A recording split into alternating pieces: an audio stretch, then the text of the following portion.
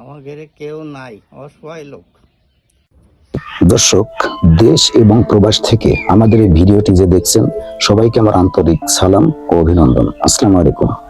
দর্শক, আমি আজকে আপনার সাথে এমন একটা বিষয় নিয়ে কথা বলবো, আসলে এই কথা না বললেই না। আমরা এমন একটা ফ্যামিলির খবর পেয়েছি যে ফ্যামিলির আপন বলতে পৃথিবীতে কেউ নাই, না তার কোনো সন্তান আছে, কোনো ছেলে বা কোনো মেয়ে, পৃথিবীতে কেউ নাই, শুধু এই দুইজন ব্যক্তি, এই একটা বৃদ্ধ আর একটা বৃদ্ধা। এই ঘরটাতে কাকা এই ঘর, এই জমিটাকে আপনার নিজের?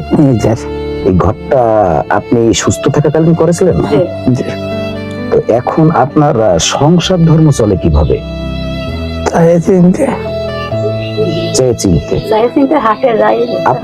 আপনি তো অসুস্থ, আপনার ডাক্তার কি সমস্যার কথা বলেছে? মাথার হাড় পড়ে যায়, আপনি তখন উঠে বসতেও পারেন না। আপনার তো এই পরিবারে ইনকাম করার মতো কোনো ব্যক্তিও নাই না।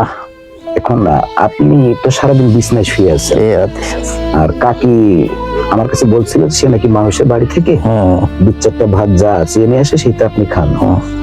তো আসলে এই দর্শক, মানে এরকম পরিবারের কথা আমি চাইছিলাম না যে ভিডিওটা করি, কিন্তু দেখে আমার এত খারাপ লাগলো যে একটা পরিবারে তার পৃথিবীতে আপন বলতে কেউ নাই, এবং এই পরিবারের একটু খোঁজ খবর নিবে সেরকম ব্যক্তিও কিন্তু এই ফ্যামিলিতে আসে না। তো আমরা একজন লোক মাধ্যমে জানতে পারলাম যে আমরা এখন আছি হলো ঝিনাইদহ সদর 11 নং পদ্মাকর ইউনিয়নে হুদাগোপালপুর গ্রামে। তো এই গ্রামে, এই যে প্রত্যন্ত একটা গ্রাম, এই গ্রামে এই একটা ফ্যামিলি, এই যে ভাঙাচুরা বাড়িতে আসলে ইনারা কিন্তু ঘরেও শুইতে পারে না।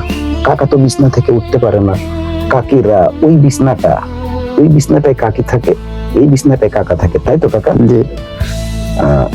এরপর তো আপনাদের ইনকাম করার মতো কোনো লোক তো আর নাই। আচ্ছা, কেউ কখনো এসে কোনো সহযোগিতার হাত বাড়িয়েছে?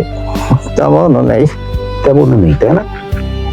তাহলে দর্শক, আমাদের যে দর্শক আছে তারা যদি আপনাদের এই ভিডিওটা দেখে যদি কেউ কোনো কিছু দিতে চাই, সেই ক্ষেত্রে তো আপনার কোনো আপত্তি নাই না?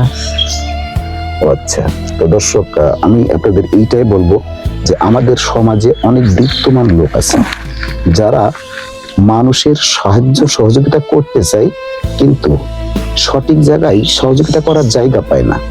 তো আসলে আমাদের এই ভিডিও করাটা মূল উদ্দেশ্য যাতে এই পরিবারটার পাশে আপনারা যারা বিত্তমান লোক আছেন, তো আশা করি আপনারা অবশ্যই এই পরিবারটার পাশে দাঁড়াবেন। এই বলে আজকের ভিডিও শেষ করছি। আল্লাহ হাফেজ।